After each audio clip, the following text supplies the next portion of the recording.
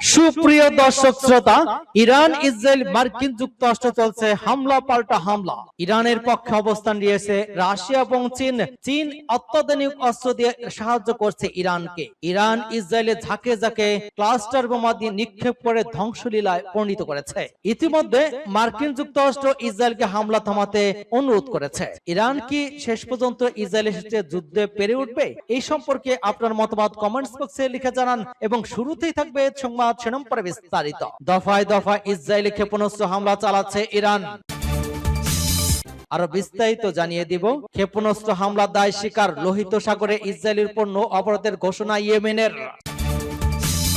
সৌদির বিমান ঘাঁটিতে বিস্ফোরণের খবরে উত্তেজনা, দায় নিল না ইরান। এদিকে ইসরায়েলি গোয়েন্দাগিরিতে আতঙ্ক, যুক্তরাষ্ট্রের কর্মকর্তারা। দুটি ইসরায়েলি বিমান ঘাঁটিতে হামলা চালালো ইরান। পেট্রোকেমিক্যাল প্লান্টে পাল্টা হামলা ইসরায়েলের। যুক্তরাষ্ট্রের দাবি মিথ্যা, পরমাণু ভান্ডার আরো বাড়াচ্ছে উত্তর কোরিয়া। এদিকে হুরমুজ নদীতে ভারতীয় জাহাজে গুলি, ইরানের রাষ্ট্রদূতকে তলব।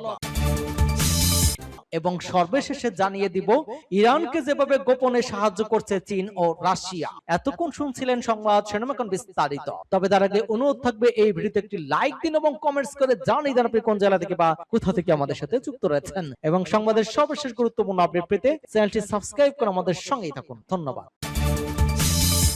দফায় দফায় ইসরায়েলি ক্ষেপণাস্ত্র হামলা চালালো ইরান। ইরানের পক্ষ থেকে ইসরায়েলকে লক্ষ্য করে আবারও এক দফা নতুন ক্ষেপণাস্ত্র নিক্ষেপ করা হয়েছে।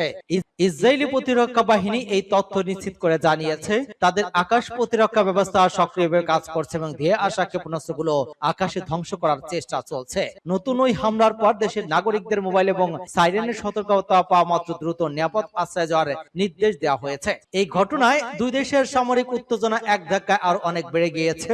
এর আগে রোববার রাতেও উত্তর ইসরায়েলকে নিশানা করে একাধিক ব্যালিস্টিক ক্ষেপণাস্ত্র ছুড়েছিল তেহরান। ইসরায়েলি বাহিনীর দাবি আগের বারের মতো সব ক্ষেপণাস্ত্র সফলভাবে প্রতিহত করা হয়েছে, তবে এতে কোনো ক্ষয়ক্ষতি বা হতাহতের ঘটনা ঘটেনি। ইরানের ইসলামী বিপ্লবী রক্ষী বাহিনী আইআরজিসি জানিয়েছে দক্ষিণ লেবাননের টাইর এবং নাবাতিয়া এলাকায় বেসামরিক মানুষ হত্যার প্রতিশোধ হিসেবে তারা ওই ইসরায়েলের রামাত ডেভিড বিমানঘাঁটিতে হামলা চালিয়েছে। ইরানের সর্বোচ্চ নেতার সামরিক উপদেষ্টা মোহসেন রেজাই হুসেইন বলেছেন লেবাননের উপর ইসরায়েলের ধারাবাহিক আগ্রাসন এবং যুদ্ধবিরতি লঙ্ঘন তেহরান আর মেনে নেবে না। তাদের এবারে হামলা ছিল একটি প্রাথমিক সতর্কবার্তা এবং নতুন কোন উস্কানি এলে আরো কঠোর জবাব দেওয়া হবে। আইআরজিসি স্পষ্ট করেছে যে ইসরায়েল পাল্টা আঘাত করলে ওই অবস্থানরত মার্কিন স্বার্থ সংশ্লিষ্ট লক্ষ্যবস্তুগুলোর উপরও বড় ধরনের আক্রমণ চালাতে পারে।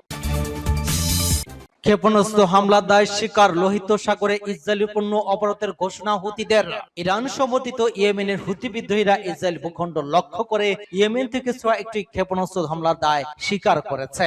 একই সঙ্গে লোহিত সাগরে ইসরায়েল সংশ্লিষ্ট জাহাজে নৌ অবরোধের ঘোষণা দিয়েছে গোষ্ঠীটি। সোমবার এক বিবৃতিতে হুতি জানায় তারা ইসরায়েলি শত্রু সংবেদনশীল লক্ষ্যবস্তু করে ক্ষেপণাস্ত্র একটি যা ব্যারেজে হামলা চালিয়েছে। হামলাগুলো নির্ভুলভাবে লক্ষ্য অর্জন করেছে বলেও দাবি করা হয়। এর আগে ইসরায়েলি প্রতিরক্ষা বাহিনী জানিয়েছিল ইয়েমেন থেকে ছোড়া একটি ক্ষেপণাস্ত্র হামলা সফলভাবে প্রতিহত করা হয়েছে। হুতিদের বিবৃতিতে আরো বলা হয় আমরা লোহিত সাগরে ইসরায়েলি নৌ চলাচলের উপর সম্পূর্ণ সর্বাত্মক নিষেধাজ্ঞা ঘোষণা করছে। এই ঘোষণার পর থেকে শত্রুপক্ষের সব ধরনের চলাচলকে আমাদের সশস্ত্র বাহিনীর জন্য বৈধ সামরিক লক্ষ্যবস্তু হিসেবে বিবেচনা করা হবে। এর আগেও হুতি বিদ্রোহীরা লোহিত সাগর অঞ্চলের নৌপথে বাণিজ্যিক জাহাজ চলাচল বিঘ্ন সৃষ্টি করেছে। তারা ওই এলাকায় চলাচলকারী বিভিন্ন জাহাজে হামলা চালিয়েছে। এদিকে রোববার রাত থেকে ইরান এবং ইসরায়েলের মধ্যে পাল্টাপাল্টি হামলা চলছে।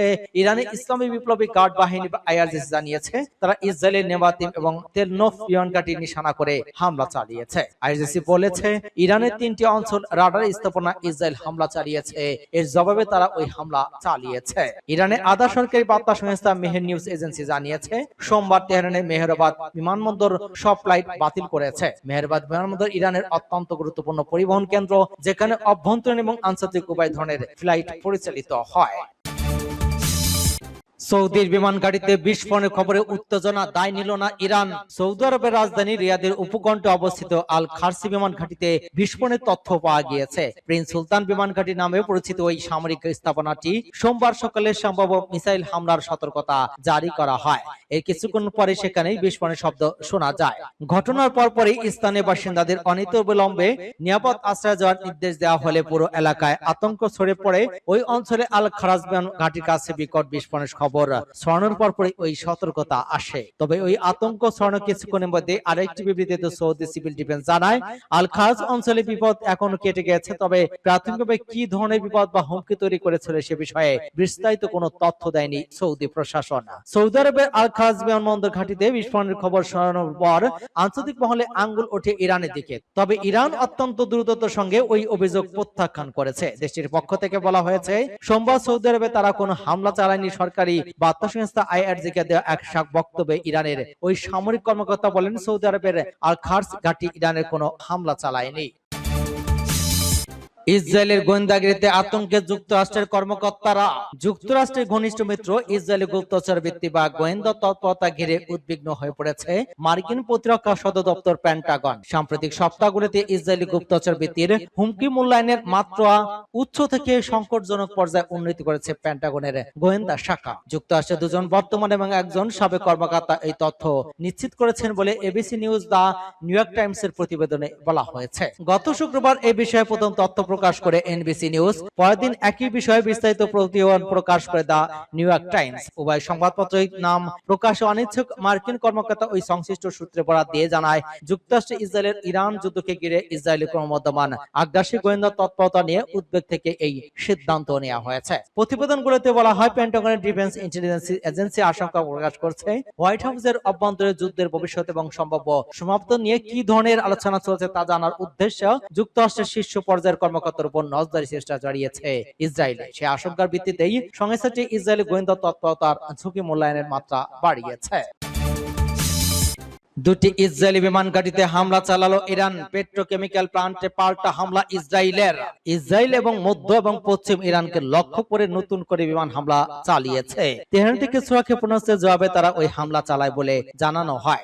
এতে পুনরায় তীব্র লড়াইয়ের সম্ভাবনা বেড়েছে এবং ইরানের সঙ্গে যুক্তরাষ্ট্র ইসরায়েলের যুদ্ধ শেষ করার জন্য একটি সম্ভাব্য চুক্তিতে পৌঁছানোর মধ্যস্থতার প্রচেষ্টাকে আরো জটিল করে তুলেছে। তেহরানের সংবাদ সংস্থা ইরনা জানায়, তেহরানে অন্তত দুটি শক্তিশালী বিস্ফোরণের শব্দ শোনা গিয়েছে এবং ইস্পাহান, কারাচ এবং তাবরিজ শহরে অন্তত 3টি বিস্ফোরণের শব্দ শোনা গিয়েছে। পরে ইসরায়েলি সেনাবাহিনী জানায়, তারা ইরানের মাসাহারে একটি পেট্রোকেমিক্যাল কারখানায় হামলা চালিয়েছে। ইরানের বিপ্লবী রক্ষী বাহিনীর জানায়, তারা নেবাতিম এবং তেলনাপে অবস্থিত ইসরায়েলি বিমান ঘাঁটিগুলোতে হামলা চালিয়ে এর প্রতিশোধ নিয়েছে। এদিকে ইসরায়েলি হামলার পর ইরান দেশটিতে প্রধান বিমান ঘাঁটি তেহরানের ইমাম খোমেনি আন্তর্জাতিক বিমানবন্দরের আশপাশে আকাশসীমা বন্ধ করে দিয়েছে। ফ্লাইট 24 এর তথ্য থেকে দেখা গিয়েছে, তেহরান ও তেল আবিবের পাল্টাপাল্টি হামলার ফলে ইসরায়েল থেকে ইরান পর্যন্ত বেসামরিক আকাশপথ খালি হয়ে যায়। সংবাদ সংস্থা রয়টার্সের মতে, তেহরানও সতর্ক করেছে যে যেহেতু ইসরায়েল তার ভূখণ্ডে হামলা অব্যাহত রাখছে, তাই উপসাগরাঞ্চলের সমস্ত মার্কিন গাড়ি তেহরানের পক্ষ থেকে লক্ষ্যবস্তু হিসেবে বিবেচিত হচ্ছে।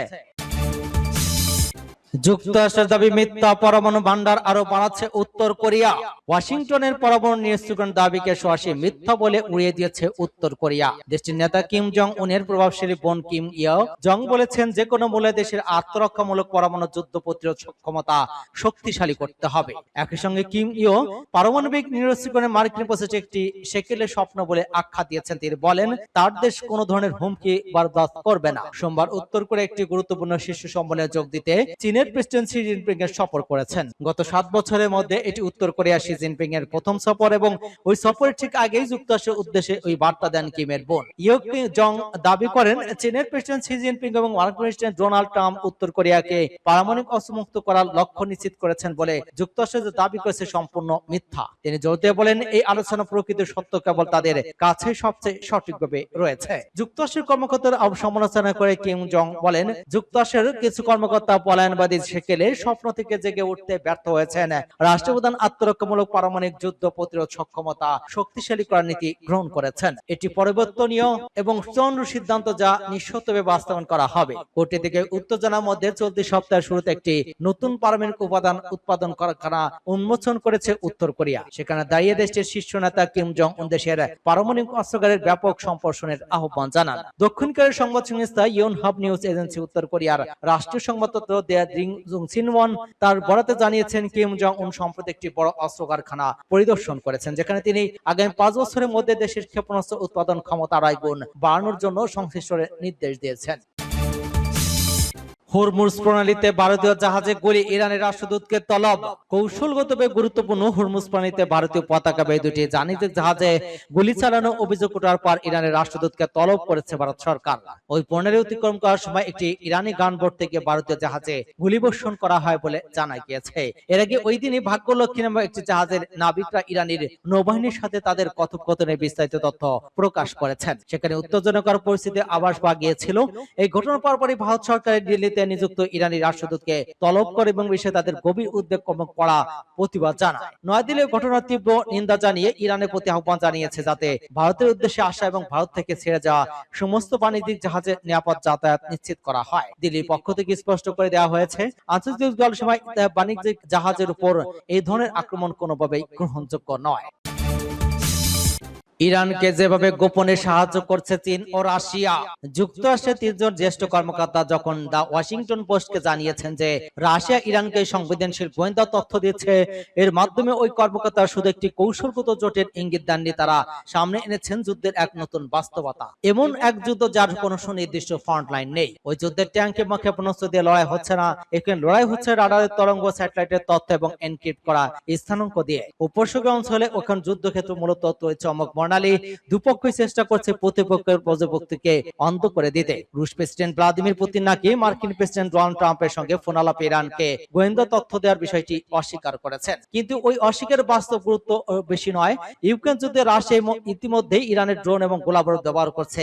অন্যদিকে যুক্তরাষ্ট্র ইউক্রেনকে যে লক্ষ্য নির্ধারণ তথ্য দিয়েছে তা ব্যবহার করে রুশ অবস্থানে হামলা হয়েছে, এমনকি পুতিনের বাসভবনের কাছাকাছি এলাকায় নাকি লক্ষ্যবস্তু হয়েছিল। ফলে মস্কোর হিসাব বোঝা কঠিন নয়। গোয়েন্দা তথ্য এখন এক ধরনের মুদ্রা, পুতিন কেবল সে মুদ্রা খরচ করছেন না। সাবেক সিএর কর্মকর্তা ব্রুস পেটেল একবার বলেছিলেন, আধুনিক যুদ্ধে অনেক সময় স্থানাঙ্ক গুলি রয়েছে ও বেশি মূল্যবান। যে জানে শত্রু কোথায় আছে, শেষ পর্যন্ত জয়ের সম্ভাবনা তারই বেশি।